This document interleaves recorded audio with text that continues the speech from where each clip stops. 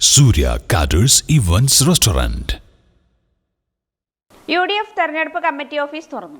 UDF Palakkad Lok Sabha മണ്ഡലം തെരഞ്ഞെടുപ്പ് committee office stadium bypass റോഡിലുള്ള അബുദാബി കോംപ്ലക്സിൽ തുറന്നു.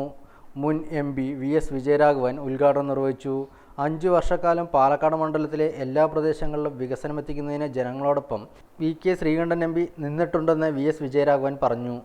UDF ജില്ലാ ചെയർമാൻ മരക്കാർ മാരായമംഗലം അധ്യക്ഷനായ ചടങ്ങിൽ സ്ഥാനാർത്ഥി VK Sreekandan, UDF convener P Balagopal, PV Rajesh, MM Hameed, Shiva Rajesh, Nischalanandan, Sivanandan, C Balan തുടങ്ങിയവർ പങ്കെടുത്ത് സംസാരിച്ചു. ഇലക്ഷൻ കമ്മീഷൻ ഒരു ഡയറക്ഷൻ കൊടുത്തിട്ടുണ്ട്. ഈ പൊതു ഇടങ്ങളിലൊന്നും ഈ പരസ്യം പ്രചരണം പാടില്ല, പോസ്റ്റർ പതിക്കുക, ചുമരെഴുത്ത് പാടില്ല.